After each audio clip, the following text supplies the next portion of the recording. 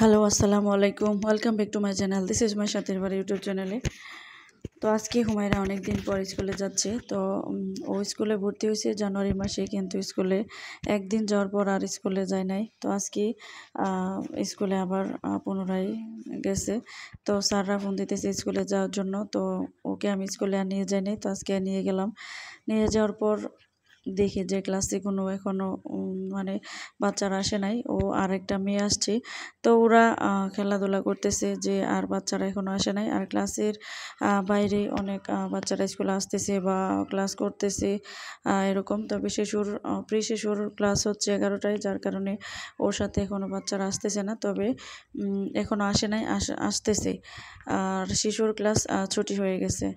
তো অন্যান্য বাচ্চারা কেউ ক্লাস করতেছে, কেউ মাঠে খেলা করতেছে, কেউ বা আসছে স্কুলে এরকমভাবে, বা অনেকে খেলা করতেছে। তো এখন হুমায়রার ক্লাসের বাচ্চারা প্রায় অনেকাংশে চলে আসছে। আর অনেক বাচ্চাই রয়ে গেছে, যা আজকে মনে হয় আসবে না এরকম। এই বাচ্চাগুলোই আসছে আজকে। তো আমি উপর থেকে দেখতেছি, আর হুমায়রাকে এই কিছুক্ষণ পর পর দেখতেছি যে হুমায়রা তুমি ভয় পাও না, আমি আসছি। কারণ ও আজকে ক্লাসের সেকেন্ড ডে ক্লাসের, যার কারণে ও আজকে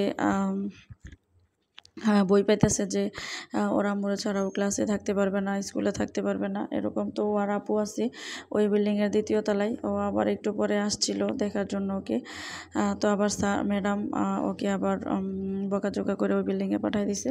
তো আমি রয়ে গেছি, কারণ আমি তো আর ওকে এখানে রেখে চলে আসতে পারি না। ও কান্নাকাটি করতেছে বা মানে দিবে না, এখানেই থাকতে হবে। তো আমি বারান্দায় দাঁড়ায় দাঁড়ায় দেখতেছি, বা একটু পর পর ওকে চুকি দিতেছি যে আমি আছি, তুমি ভয় পাও না, তুমি ক্লাসে থাকো। তো আমি কি করলাম, বারান্দায় দাঁড়ায় দাঁড়ায় বাচ্চাদের দেখতেছি। তো এখন 12টা বেজে গেছে, প্রায় স্কুলের বাচ্চাদের ছুটি হয়ে গেছে। তো কি করলো, সব বাচ্চারা দৌড়াদৌড়ি করে বাইরে চলে আসছে। তো কিছু বাচ্চা চলে গেছে, আবার স্যাররা সবাই বাইরে চলে আসছে, যে বাচ্চাদেরকে বলতেছে যে পিটি করাবে। যার কারণে পিটি করানোর জন্য বাচ্চারা আবার লাইনে লাইনে দাঁড়িয়ে গেছে, যে তারা পিটি করবে।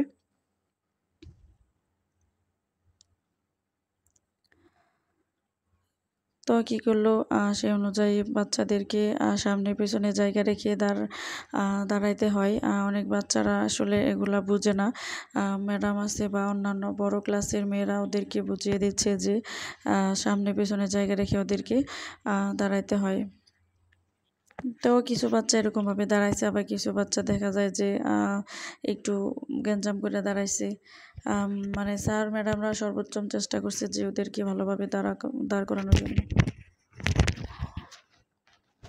তো স্কুলে 3-4টা কাঁঠাল গাছ আছে, মাশাআল্লাহ অনেকগুলা কাঁঠাল ধরছে। কাঁঠালগুলা দেখতে অনেক সুন্দর লাগতেছে। নিচ থেকে উপর পর্যন্ত মাশাআল্লাহ অনেকগুলা কাঁঠাল। এখানে একটা কাঁঠাল গাছ, এইখানে একটা কাঁঠাল গাছ, তারপরে এখানে আরও আছে ওই দিক দিয়ে। মোটামুটি স্কুলের পরিবেশটা আলহামদুলিল্লাহ অনেক সুন্দর।